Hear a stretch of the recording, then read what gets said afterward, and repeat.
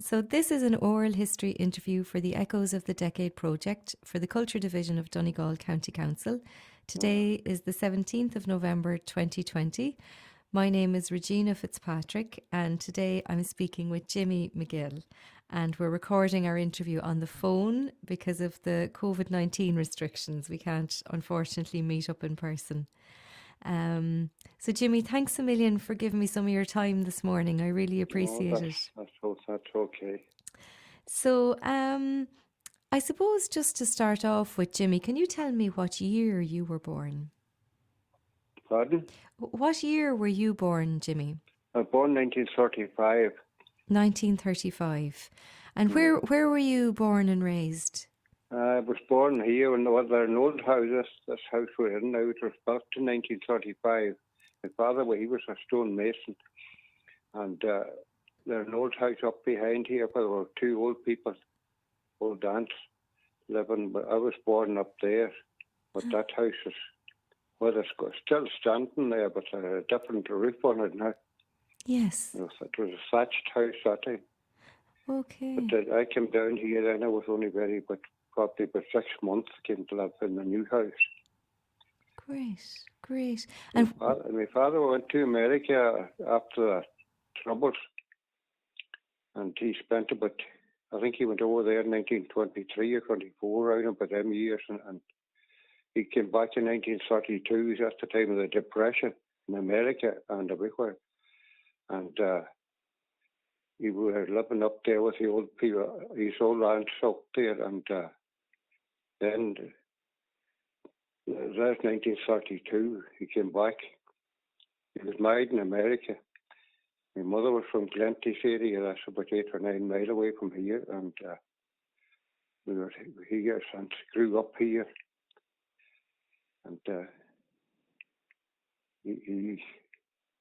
that's about, grew up and went to school here. And I went to England then when I was about 18 or 19 in early 54, I think. It was 1950s was very bad here too that time. And I worked over there, although the pay wasn't very big here. I was getting, I think it's worked a 48-hour week that time. Worked a half day Saturday. And in England the pay was better, surely, but then where the digs were too, 15 shillings a week.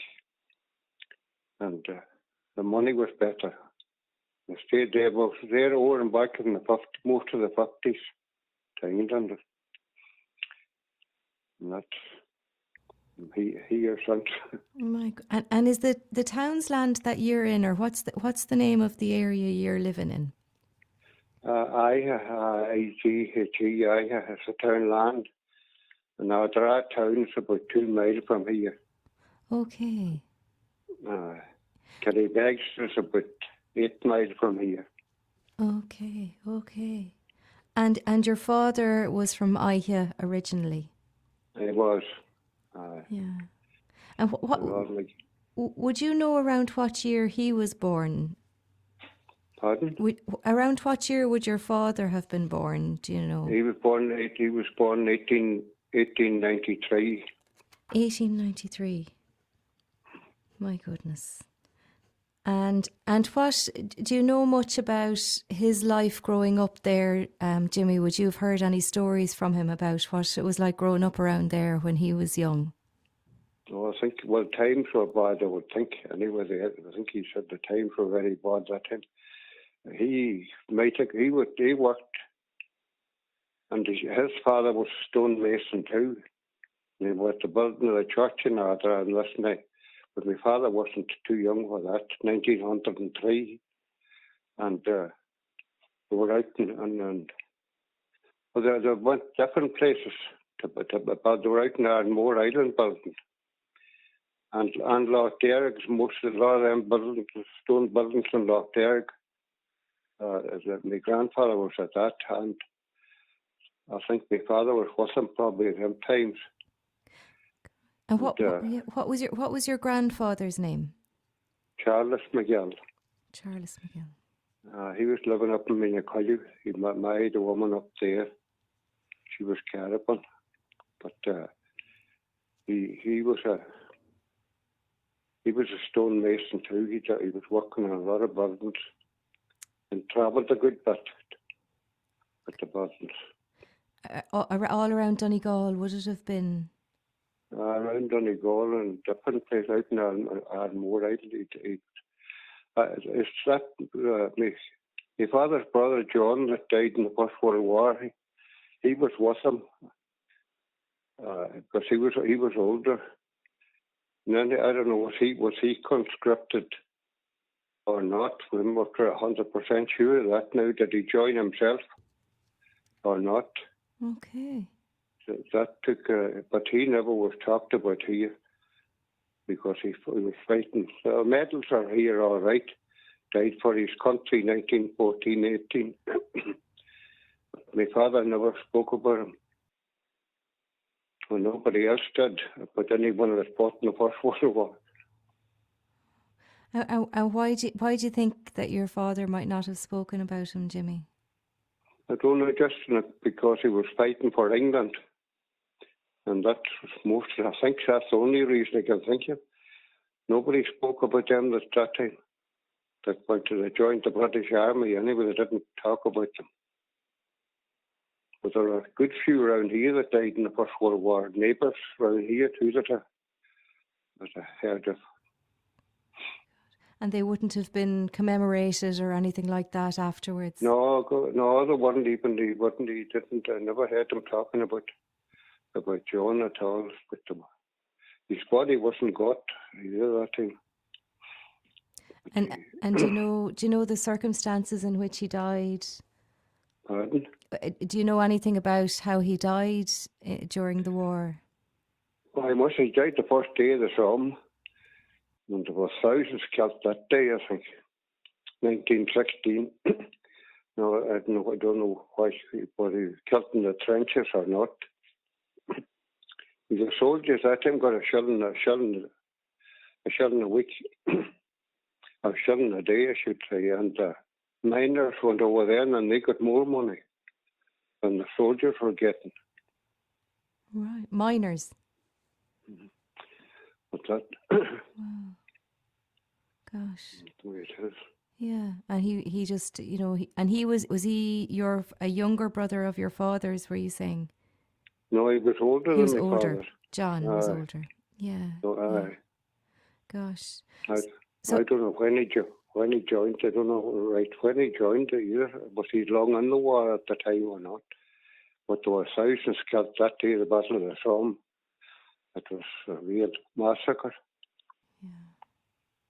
And did he join up from Ireland, or was he over in England or Scotland at the time, or do you know anything about it? That's what I don't know. Was he where? I don't know where he was conscripted. Was he taken into the army? I never even heard that. Or did he join himself? Well, most of them joined themselves just for the pay, I think. Getting a shilling a day, like, to be big money that time. Of course, yes, yeah. Gosh. And so, how many would have been in your father's family then? My father's family was 10 in it, but they nearly all went to America, except your one brother stayed in a home place up there above the neck, and one sister lived, but the rest of them all went to America, around Philadelphia area, I think most. But, one of them died there. The oldest one died there a few years back. She was 103 in America. My goodness! But the men didn't take a long life. Right. And whereabouts was your father? Was he towards the older end of things or the younger end of the siblings? Pardon? He was on his family. Yes. Was he one of the oldest, or was he? No, there were 3 or 4. There were 1, 2, 3, 4. There were 4 older than him, anyway. At least 4 of them, I think, older than my father. Would you know their names by any chance, Jimmy? Huh? Would you know their names by any chance of your father's brothers and sisters? Pardon? Would you know the names of your father's brothers and sisters? Oh, I was Paddy, and he was the oldest, and There was a Charlie and a two. He died young, I think, on his teens, I think. And then there was John that died in the war. And the women then were Annie and Grace and Rose and Bridget. Oh, and I think might have been a girl died young too there. I think there was 11 in it, but there was one or two of them died in their teens. Oh, gosh. And what was your father's name, Jimmy? He was James. James the Yankee got here because there were a lot of McGills about this townland here. It was nearly all McGills. Or even the time I went out to vote first here, I think there were 6 James McGills on the register from the same townland. My gosh. So it was the whole area. That was your home area. There were a wild area called McGill's up in this townland here and Glengash, but they were all related to one another. I think they came from Antrim or somewhere, I forget. Gosh. So your grandfather, then your Charles McGill, was a stonemason from Aighe originally, and he was married to a woman. He married to Caravan, and he was from here, but he married up into that house. That was a usual thing that time. Yes. If a woman living in a house in Old Mena, the man would marry into her place. Mm-hmm. Gosh. And those would have been very hard times. That would have been around the 1880s, 1890s. I think it was bad. I think they were born, Charles, my grandfather, they were born about the years of the famine, I would think, with the 1840s and around that period. And would you have heard any stories about that period in or around that area, Jimmy?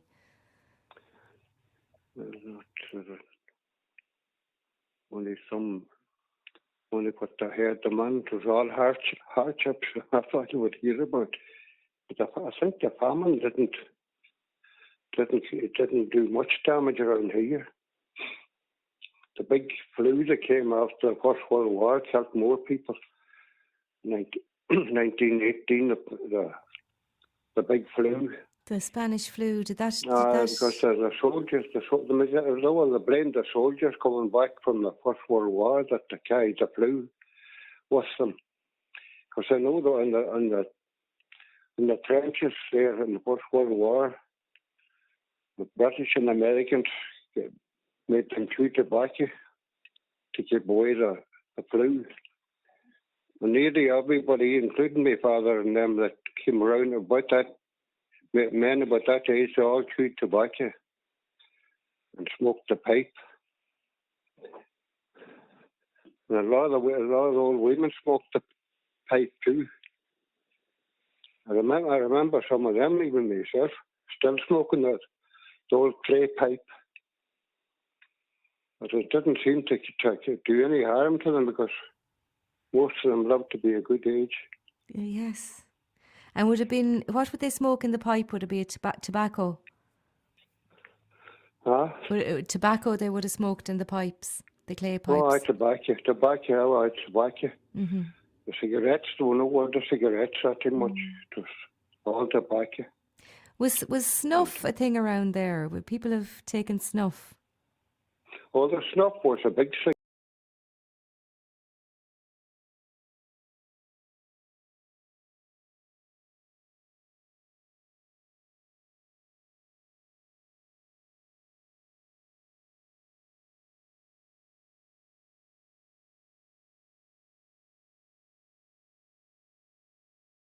With the wakes and the funerals. Yes. Gosh. And the wakes were a 3-day affair in Donegal, is that right? It was a big, they set up the morning and put 2 or 3 nights, and that was a usual thing that time. Yeah. Yeah. And tell me, your mother's people then, she was from Glenties, was she? She was from up all the way up in the mountains in Glenties. They were, nobody's that town land's gone completely. With three houses in it. They all, there's nobody up in that town land left. And would you know much about her parents? And what was her maiden name? She's McGlinchey. McGlinchey. McGlinchey. And I remember them. I remember her, the grandfather on that side. But he died within in the early 40s. And she had two brothers left there. They weren't married. My grandmother over there, she died about 1956. She was over 90, but she was very crippled with pains. But she still done the cooking and stuff. Oh, God. What were their names, Jimmy? McGlinchey. Their first names, though, were they? Peter and John. There's the two brothers. Well, neither of them two married. Peter died in 1965, and Johnny was the last of them. He died in 1975. But they weren't that old. I think Peter was only about 65, and Johnny was about 70. I think they died suddenly. Right. Oh God.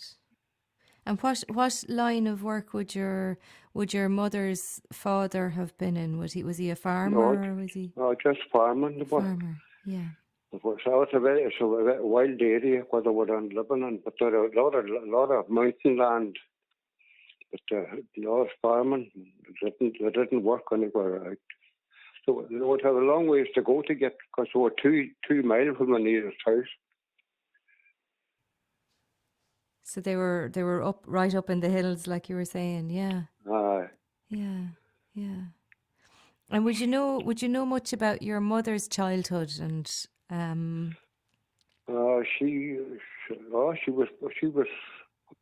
She left from there to America. I think where she had aunts or someone in America that took her out. She went away fairly young, I think. And she was there till I don't know, did my father meet her over there, or did he know her before she left? But they got married in 1932, and then they came back home. It was very bad in America that time. The soup lines was going, and there's like a big depression. Yes. And yes. Here. And what part of America were they in? Philadelphia, they were done most. I think the time my father I think he was in New York a while, but he was in the carpenters union over there. See, in Albuquerque, and he was a carpenter and a builder. Wow. God. But he probably big changes in that. Yeah. And so your father was born in 1893. So he would have been, I suppose he would have been, in his 20s around the time of the War of Independence. And that'd be about it. Yeah. But the War of Independence was the worst thing. Then the Civil War was worse because the Free State. Some of them joined the army here after the ceasefire in 1921. Some of them split up. Some didn't. Families split up. They took sides, and there were a lot of. They weren't too friendly with one another here. Then they fought together. Then they split up here. Then some of them joined the Free State Army or joined the McGill side, and the other ones took the Valera side. And that lasted for years a year. Gosh. And would you know how your father got involved in the volunteers to begin with? Like, I would don't know. you've heard if his father was political, or if people in the previous generation were political in any way? I don't know why that they were. Not that I don't know why they joined. Because I think mostly some of them were angry, I would say, about anyone joining the British Army, because that was the main thing he used that time. Well, some of them even fighting for Germany, actually, hoping that Germany would beat them, the British. It was that bad.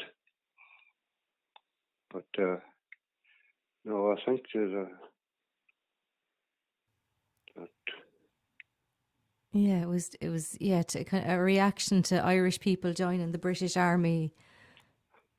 that was. I think that was a good part of it. Mm-hmm. But a lot of people then joined on account of that. Didn't like this idea of anyone going away and fighting for Britain. Yes, yes. But, And would any of your father's brothers and sisters have joined as well? Joined the Irish Volunteers or come in the man? no, but there were no. John was only no. None of the one. No, none of them that I know of now, except him. I don't think no. And he would have been in a flying column around Playing there. column they were done. It was. Yeah. But they had safe houses here and there. I would say just to stop over for a night and not put them down here. And would you know the names of any of the safe houses where they might have stayed when they needed to? No, I didn't. I don't know what I would know. Probably some of them, but they're not. We were in the Glenties area and they were everywhere. And we, it,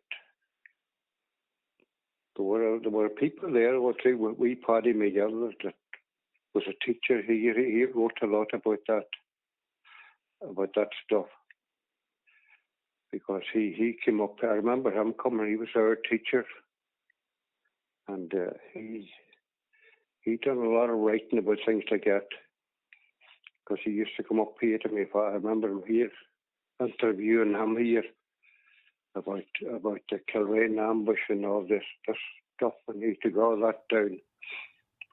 Wow. And when would this have been, Jimmy? Would this have been in the 1940s, or that you're that? I remember him come out of the 1940s, and around that he came up here, and he didn't take any part in the troubles either. That teacher, he's McGill too, but as I said before, the AOH, they didn't give in to it at all. They didn't take either side. And anyone that left the AOH, everybody was in it about 1911, 1912, around them years. And anyone that joined IRA, they were banned from the AOH. And some of them was even banned from going to Mass, indeed, I think, if they joined IRA. And what would your father have told you? What stories would he have told you, or would you have heard about his involvement during those years? No, he never spoke here about it at all, tough. He never said anything. He seldom ever he spoke about it. He might talk about other people that was along with him, maybe, but he never said much here about it. Wow. So when you were growing up, it wasn't, I suppose, a big thing that, your father had served during those years in the Irish Volunteers. It wouldn't have been talked about very much. No, they wouldn't say very much about it. What they would say very little about it. But he did maybe, but to talk to other people that was probably along with him, or people, they would have meetings here, and I'm sure they talked about it. And would people have come? Would it have been your house growing up? Would it have been a house where people gathered, people came to visit and talked? And All them were here. There were plenty. There was card playing here a lot, and that old house up there. So, with the two old women, they played cards there every night, but there was no money. There was no money on the game. yeah. They used to play for buttons. Right. Yeah. And would any of the people who would have visited the house, would they have also been involved, do you think, or? Oh, there was people, neighbours up here. I knew them. I remember a lot of the ones that were. He was most of them all went to America. My takes neighbours up here, I knew them. They went to most of them all went to America from around here after the trouble.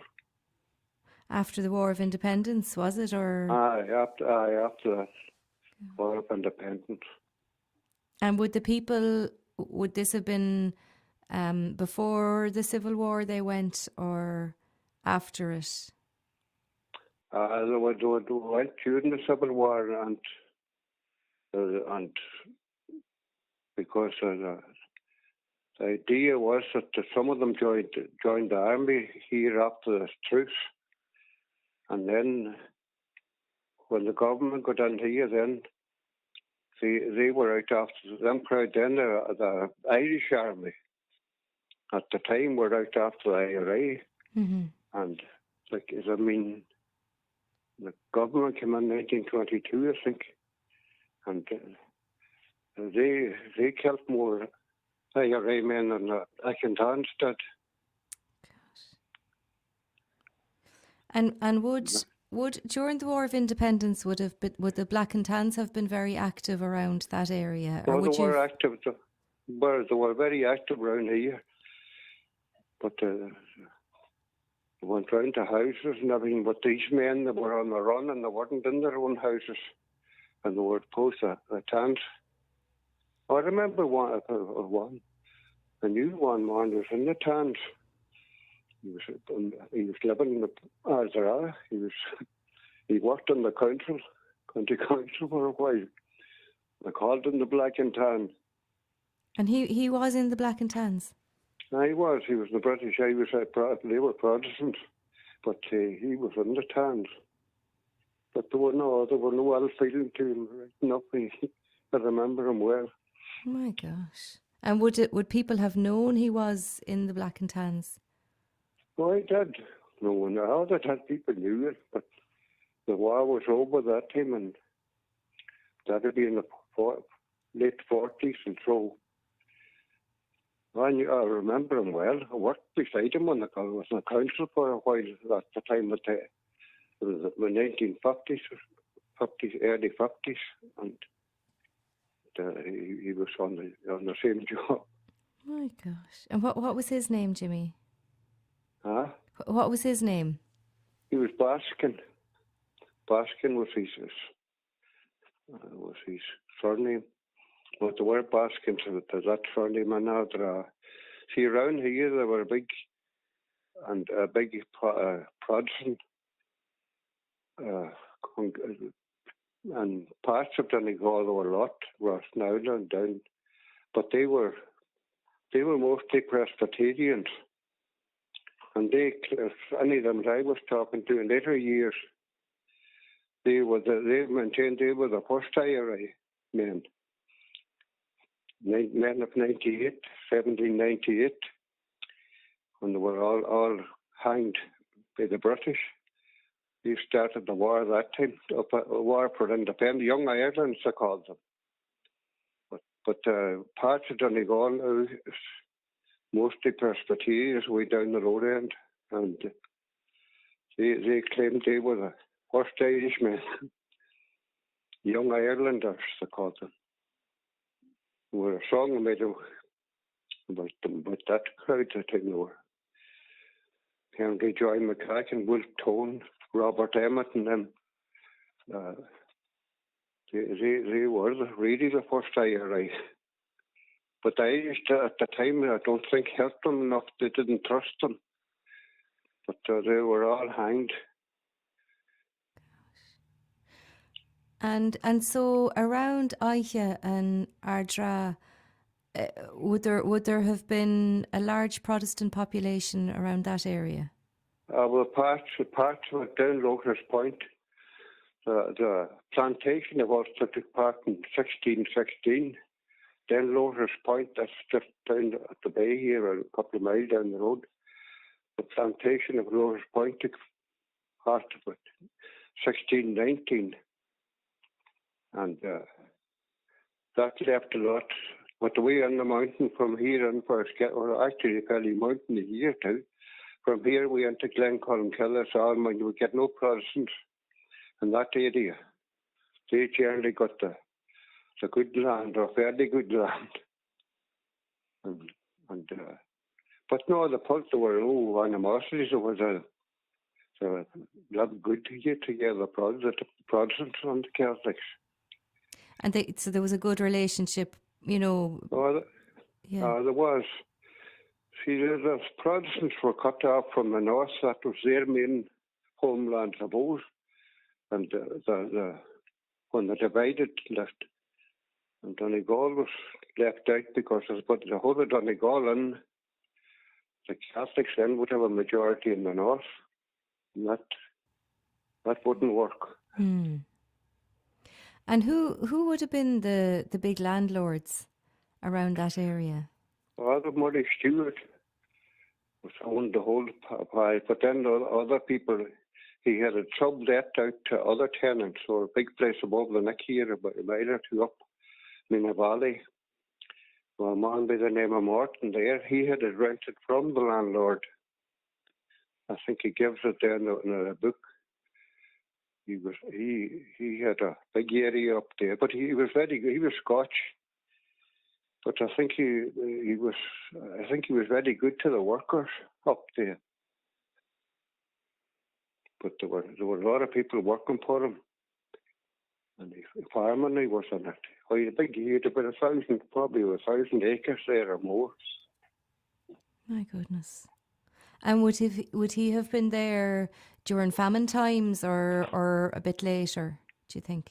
He was another man, and before that, I think he was there up till. Martin was there till the time of I think of the time of the Irish government. All them big estates then were divided up. That time, he was there till my father's time. I don't remember him, but he'd be there. I think in about 1925. When the land was all divided out on different neighbours. Everyone got so many acres in it. Yeah. And would you have heard about families that got land around that time? No, well, there were neighbours here got. Anyone applied for some, but from here they got a farm, and 5 or 6 different neighbours about now got land up there. It's only a couple of miles up the road from here to the Kenny Road. But the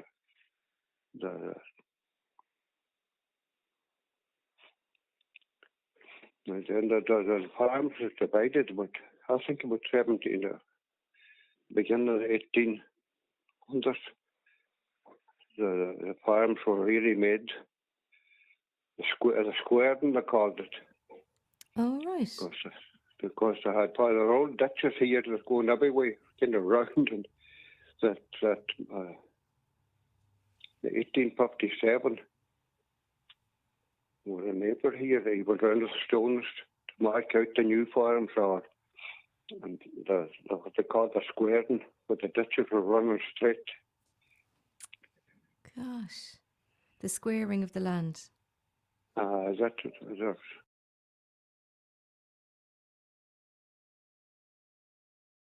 The ditches are so straight, and the they're changing the people that's living in them, all right, but the farms are still the old sod ditches or stone ditches.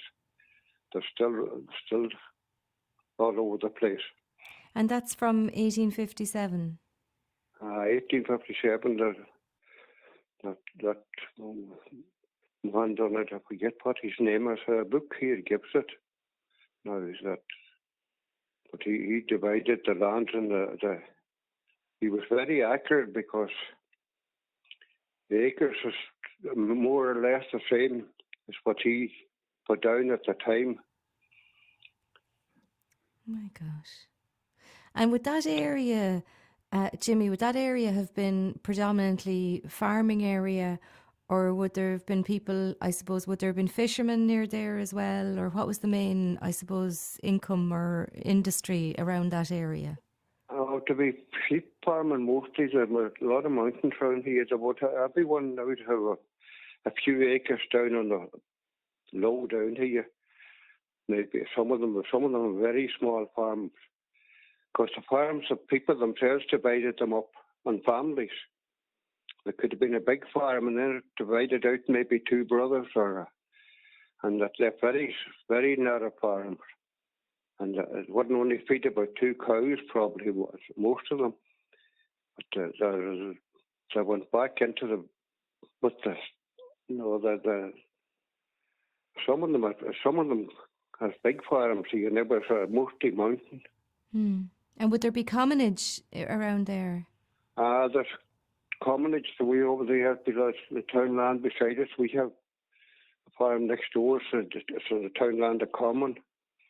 And there is a commonage way over there, but it's about 2 miles to get to it.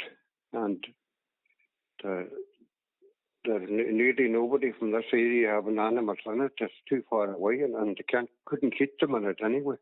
They wouldn't stay. There's a couple of 100 acres over there, way high up. Gosh. And would that area, so mainly sheep farming in that area? It's mainly sheep to the work. Everyone kept. It all depends how much land you had. When I was younger, you would only be allowed to keep what the land would be fed to feed. You just couldn't put a big stock over the hill there because there were no fences. You would only be allowed to put over what you think. There were people from 2 cows up to some of them would keep. That had a good bit would keep 5 cows maybe. But then they were all hand milked that time. The time my mother was here, it was all hand milking, and the milk would be churned. And there were no such thing as a calf sucking on the cow. Yes. Gosh. And would Irish have been spoken in that area? Oh, it was all Irish. I had no English at all here till I went to school. No, I didn't speak English in the house here till I was about 16 or 17. But all the people about over from here over, I would be moving about on the town land young. It was all Irish I spoke anyway. But no, I had no English. I remember going to school, I had no English. And in school, it was all English? Well, Brackie School that I went to, it was a kind of mixture. Donegal, there are parish, there are town itself, not in the girls that, and from there down, but from for a mile this side of there are the girls that started up Donegal away, and that was all Irish I spoke. But that died out. In later years, it died out. Because people went away, most of your people, especially in the 50s, and most of the men went away to England, and some of them married over there, and they married people from different counties. And that finished the age the mother had, and the mother, when they were Gaelic in band, maybe Gaelic in the past. That's the way it was. If the woman hadn't Irish, the Waynes wouldn't have it. Yeah. But it died out a lot to use Irish. That. My gosh. And I suppose just to get a sense of your own parents, Jimmy, what did your mother do when she emigrated to America? She was working for what they call the big people, they were maids mostly. I think she was hired over there. because that's the most thing they done over there, the women especially, was hired into these big rich families to do cooking or housework and stuff. And would she ever have told you about what her experiences were like living there and what sort of life she had there? Oh, she would talk about it, but she had relations on her own, on her mother's side there. She were aunts. She had 2 or 3 aunts over there, and I think she had a good enough, I suppose. And would she have lived with her aunts and then gone to work in? I would think that's the way it was. But they had, I know there were 2 aunts here, but I never knew them then. But they were over there. The men mostly went into the coal mines in Pennsylvania. There were a lot of Irish went on to work there. You might have seen that picture of Molly Maguire. Yes, yes. Now there were relations of ours there. They were not Pelham, they were just in it, but in the Molly Maguires. But that's mostly in the coal regions that the men went. Some of them went out to where cousins went out to Montana, town of Butte, Montana. The copper mines was there, but it was a terrible. There died a lot of people there because working the copper. I think a lot of them died from cancer. But there were relations out there in the copper mines, but none of them left out there. And your father, he left. He was building and carpentry. That's what he was doing over there. He was a stonemason and a carpenter. Because he done this house, so even some of the doors in this house now, he made the windows and the door. He made all that himself. Gosh. And so, I suppose he left in 1923 to go to America. I think about that now. I think he was I'm not quite sure. Was he over a year or 2 earlier before I don't think he was. Before so he might have been a couple of years over. He might have come back. I'm not sure of that one. But even the way he was over about 8 or 9 years anyway in America. Oh, he's 8 or 9. Oh, he was over for. Oh, yeah. Gosh. Pardon? He was over from 1923 up until 1924 up until 1932. I think that's about the years he was in it. And why did he go? Was it something to do with, I suppose, the political situation, or did he ever say? I don't know. I think it was better here. I think for a couple of years after the Free State to go. I think what? No, I think I don't know if that's what took him away or not. Now I couldn't say that now, but it was years were a big split on them here at that time after the Free State government was formed. It got worse actually after that for a while. I think it's mostly in the country around here, in the country the head men that were in the Aighe here were from Derry, and then there were some of them killed after the Civil War down in Bow, I think. Larkin got dead by I think the Free State Army down there. I think it was. But I don't know if that's what took him away or not.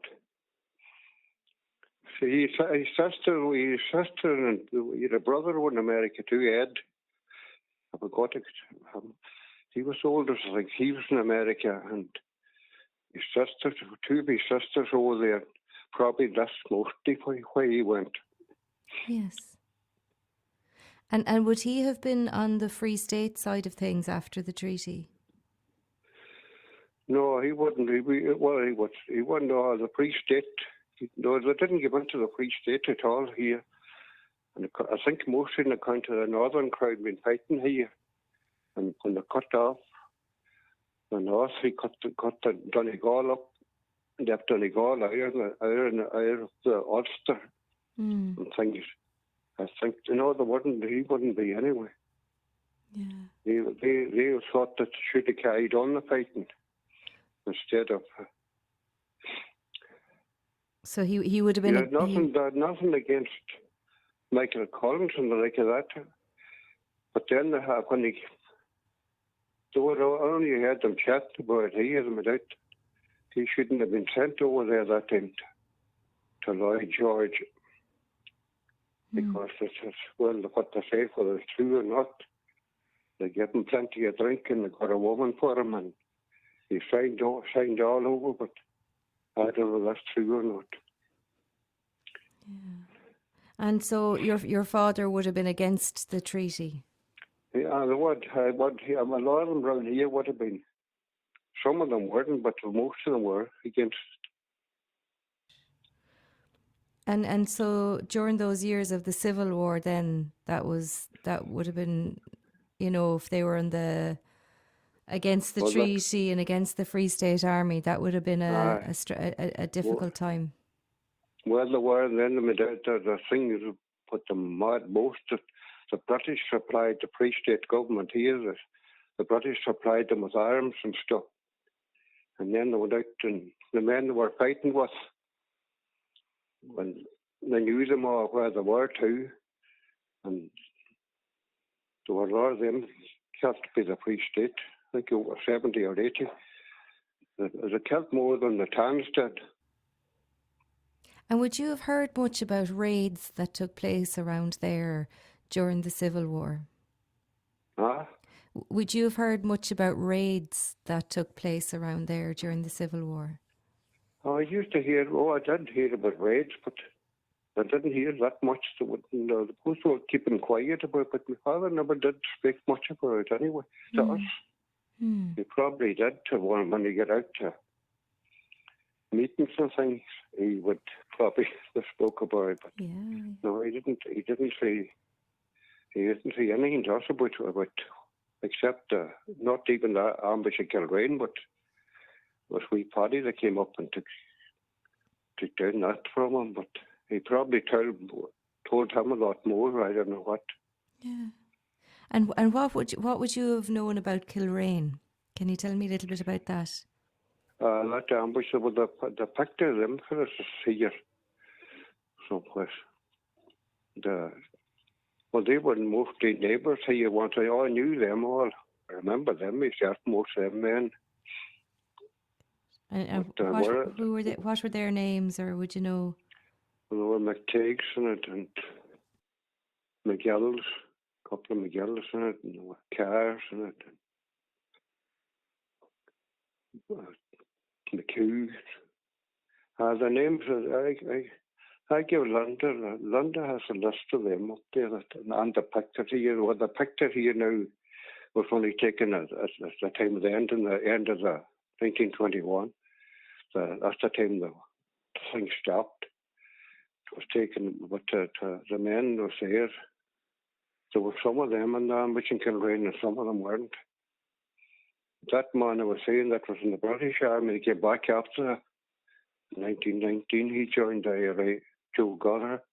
I knew him very well. Well, yeah.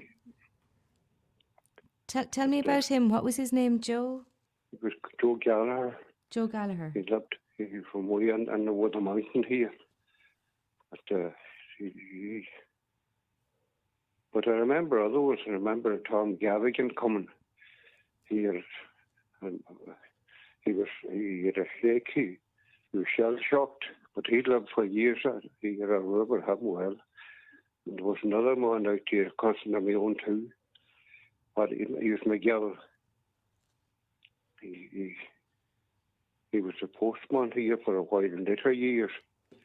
He was out in the First World War. And when they came back then, did they get involved with the Irish Volunteers? They did. Some of them died. Joined the IRA. It was, well, maybe you see that they had a reason because they knew that they wouldn't be too popular. after going back from the fighting for Britain. So I think maybe that's for the reason that Yes. some of them joined IRA here. Yeah.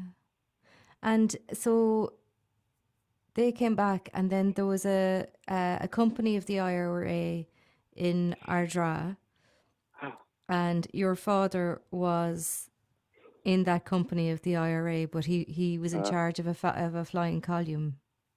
Aye. And they would have been involved in the Kilrain ambush. And the word, but most things are done then is these RIC barracks. There were a lot of them burned to the ground here. There was one in the name of Aighe, and there nothing was burned down. But the only thing about them people was that's the Royal Irish Constabulary. They were Irish, and I suppose they had a job that time. Mm. It was mercy indeed they were. And what would you have heard about the Kilrain ambush?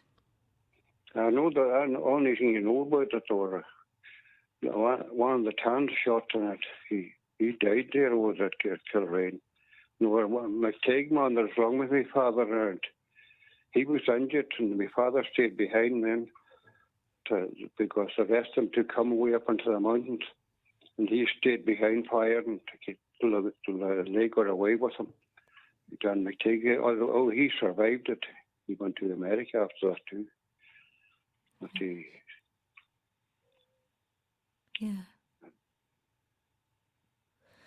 And was he involved? And he would have been involved in the raids on the RIC barracks in Ardra as well, would he? Or I think so. He never spoke about, but there were a lot of that done. These RIC barracks were everywhere, probably all over the country. So a lot of them weren't burned to the ground. Yeah. And I was looking at his pension records there, and so he was involved. There was a mention of an attack on a Coast Guard station in Teelan as well. I tried. I could have been. I don't know now.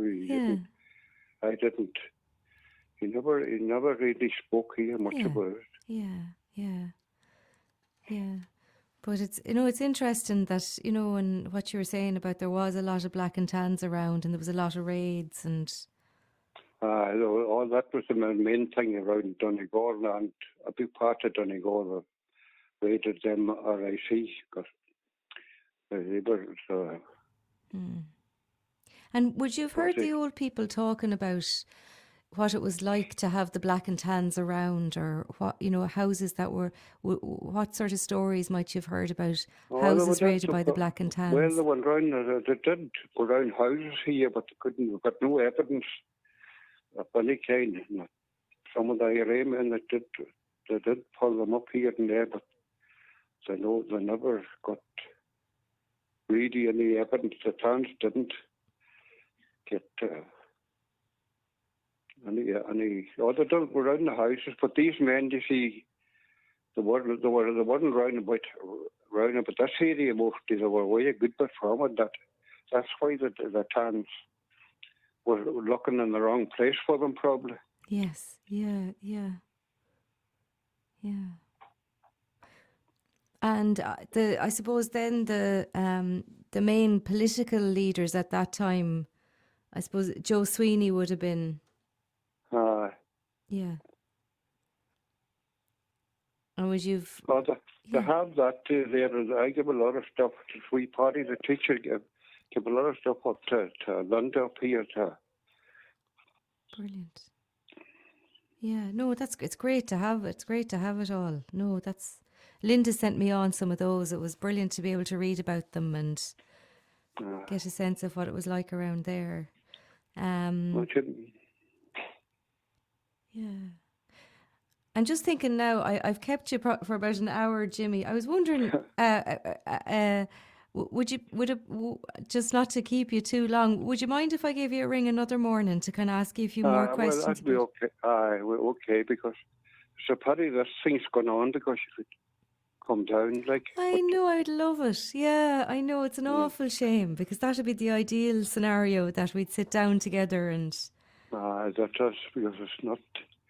Then by Donegal now, it's very bad. What's that vital thing? Yeah. And that I can't even look at it. And that's the news today.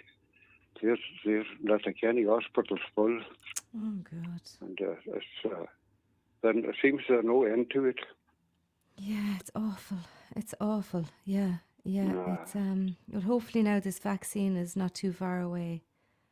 I would say it'll be a while yet before Yeah. that. Right. Yeah, yeah, yeah.